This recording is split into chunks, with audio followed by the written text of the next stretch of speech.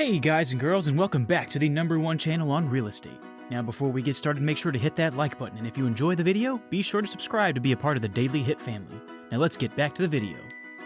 Buying a house can be a daunting task, especially if you're doing it on your own. It's hard enough to figure out all the things you need to do when you're buying a house, and it can be even harder if you're going at it alone. This is the perfect guide for singles who are looking to buy their first home. This comprehensive guide covers everything from finding the right property to getting approved for a mortgage. We'll help make the process easy and fun, so you can focus on enjoying your new home. Tips for singles for mortgage and home buying. Many people may view home ownership as something that happens after two individuals get married and establish a financial relationship. Some mortgage terms still reflect that concept. However, single people who don't have children are more likely to invest in their new homes. According to a study of the U.S. Census Bureau statistics conducted by House, the proportion of single U.S. homeowners is at its highest level in more than 100 years. It's not easy to become a homeowner as a single person, given the high cost of housing and the decreased purchasing power that comes with only one income, as well as the way mortgages are set up. However, it is entirely possible. We spoke to real estate and financial experts for suggestions on how a single person might purchase a property within their means. Listen on for their tips and insights. Tip number 1. Consider government-insured loans. Even if you have a large income, having to pay all of your bills puts you at a greater risk for a lender. A single individual can't depend on a partner's earnings for a mortgage, so if something major happens, like a medical emergency or a substantial decrease in income, it'll be tough to make mortgage payments. Chris Lippy, a Connecticut-based licensed real estate broker, explains. It may be tough to come up with a down payment initially. I've discovered that government-insured loans are a wonderful option, with a reduced down payment requirement. The Federal Housing Administration's mortgage program is one example. An FHA loan, unlike a conventional mortgage, only needs 3.5% down payment.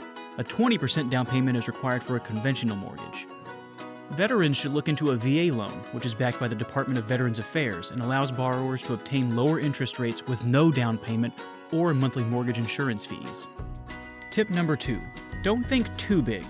Consider how much room you'll need as a single person without any children or a partner.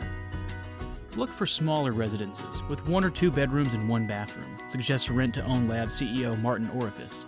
That's how you'll get a much lower mortgage.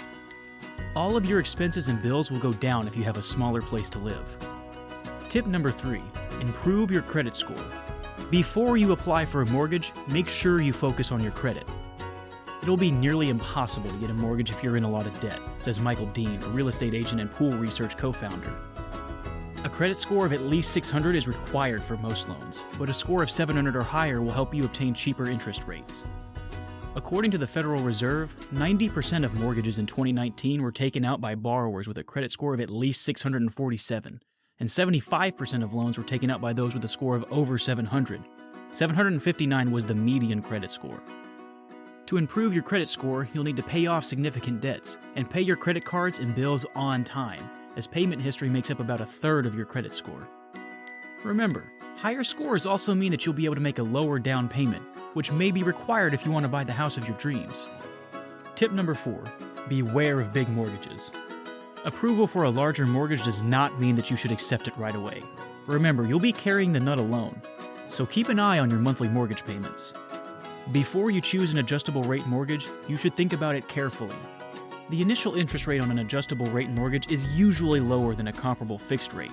However, after 3, 5, 7, or 10 years, an adjustable rate will vary and be adjusted based on market indices. At other times, this might imply your starting low adjustable rate will increase and raise your monthly mortgage payment. A fixed mortgage rate will allow you to plan ahead and budget your spending appropriately, says Dean.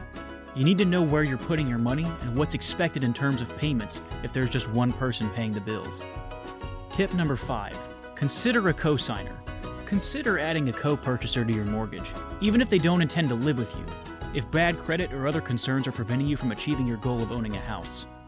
Co-signing or obtaining a loan is an excellent choice, according to David Ayler, the founder and CEO of David Ayler Law Offices in Charleston, South Carolina.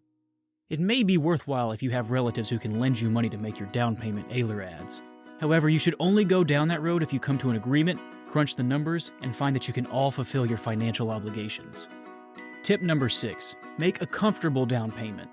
Making a down payment can be difficult. It might be tough to save for one, but if you can put down a substantial down payment, your monthly expenses will be lower, and you'll have equity in your house. You'll be paying 100% of the monthly payments on your own. The bigger your down payment, the lower your monthly costs will be, says John Lee, co-founder and technical lead of Fig Loans in New York. You don't want to be house poor and struggle month after month to pay your large payments. If you're a single home buyer, there are a few more things to consider before you take out a mortgage.